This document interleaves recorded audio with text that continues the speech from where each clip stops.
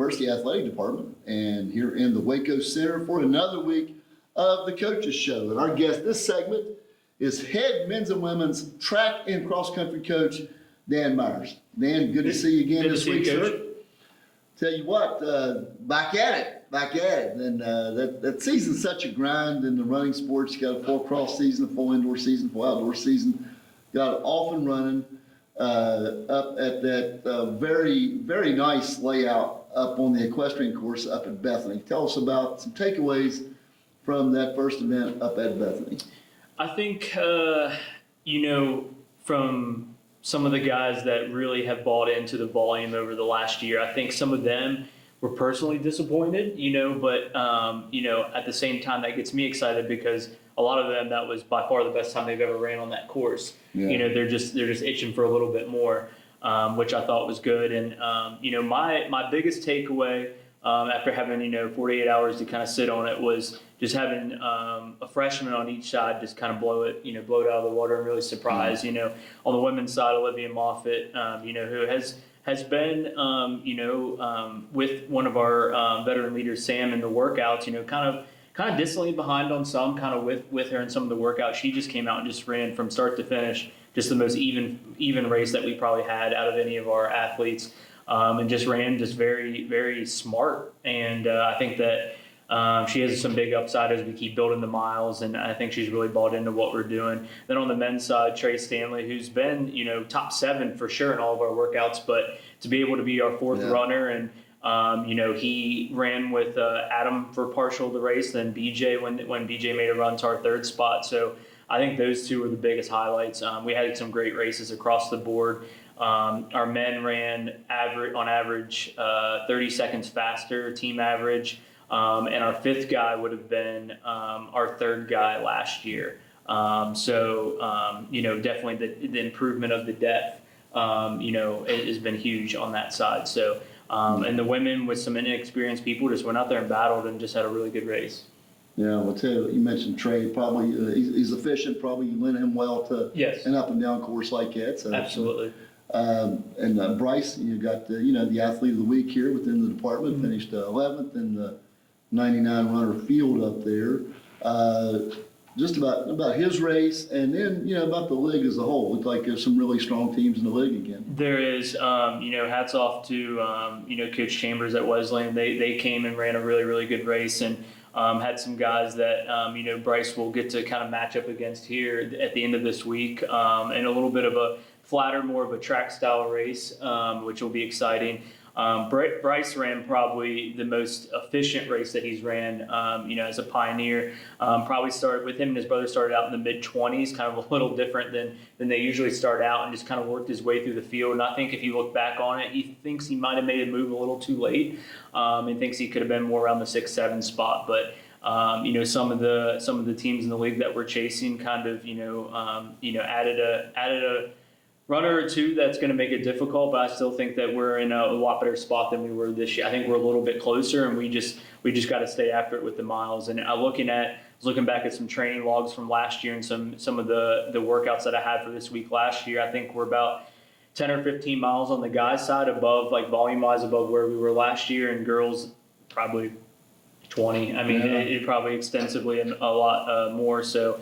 The league is just as strong as it's ever been. Charleston's a nationally ranked team. Concord's going to be really good. West Lib, had some really good performances and just had some really good depth. And like I said, Wesleyan ran well, Frostburg ran well. So it's nice to see that everyone's kind of buying into the full, well-rounded programs in the league, and we're excited to kind of match up against some of them as we go throughout the year.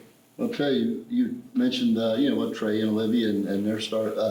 Had a couple on the female side that came to you from other sports, and they've been buying into the workouts. And part of it here to talk about with Summer and Kira, what they've added to the deal there. Yeah, I like how they're meshing. I think that it's it wouldn't be 5 people that you pick out like across campus, but I think they've really meshed well. And I think since I've been here, 4 out of the 5 last week went and got ice baths to, kind of recover. And since I've been here, that was the first time that any girls on the team in multiples have went and done something Recovery.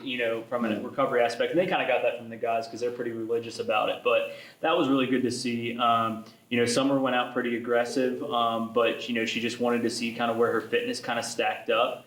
And then Kira, we kind of utilized as a workout, and she had her watch on her, and she handled it to a T, and she didn't drop the entire time. She ran pretty much the same pace the whole race, and that was good for so much youth that we kind of had on that side as far as an experience with the cross country. And they came and battled. You mentioned Adam Davis, but really we had talked earlier before the meet about the improvement that he has shown coming in here, and he's a solid 3 for you now. Yeah, absolutely, and he maybe didn't have the race that he wanted up at Bethany, but he put his nose in it, which was the game plan.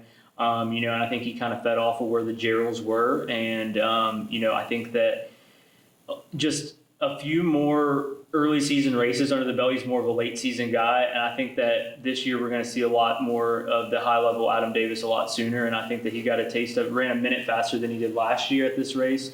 And I think that he's bound to be a fixture as a 3, 4, or 5, depending on how we run each meet. So it's one of those kids bought into the volume too. Absolutely. And I think that most weeks he's usually like second or third on the team in the total volume. So that's really helped his progression.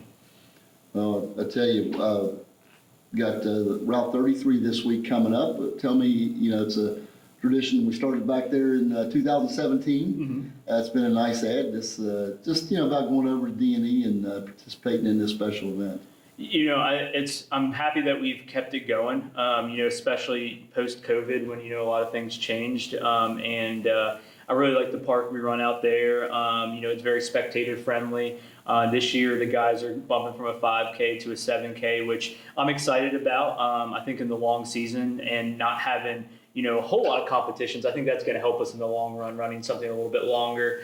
And the girls will be running a 5K. It's nice to run against some familiar faces and some friends that you make in the coaching business over the years. Absolutely. And I think that it's great to see, a lot of runners on all 3 teams, a lot of West Virginians, a lot of, people from all around the world on all 3 of our rosters. And I think that it's a nice, fun, competitive event. And I think that we have some guys that, maybe succeed a little bit more on these flatter surfaces. And Bryce had a great race there last year. And I think it's going to be important for us, especially since we saw Wesleyan this past week, to kind of look at, where they finished in terms of our guys at Bethany and just try to give them someone to run with. How are we going to close the gap on a team like that? And I think that this will be kind of a good test, early on, and get some few weeks off after this and pound the hills a little bit and start preparing for a conference. Yeah, absolutely. I tell you, really proud of what's going on there and how those kids are working. And tell you, here's one more question. This week, going up to Bethany, your first time as a head coach, as a married man. Anything different? No, I wouldn't say so. Sarah's been super supportive of coaching and everything like that. And with her work schedule and everything, I know that she likes to be at as many things as possible. And she knows pretty much how much all the distance guys or girls run each week, so she's pretty much knows a lot about their training and everything like that. So wasn't too much of a change, but I think that life's headed in a good direction. So we're excited for it as a family and team. So. Very appreciative of what you and Sarah and what the family, the commitment they've made to this university and this and the running sports programs here. So very very excited with the start, and we'll get together again next week and talk about the Route 33. Thanks Absolutely. for joining Thanks, us, Coach. Thanks for having me. And thank you all for joining us out there. We'll see you next week.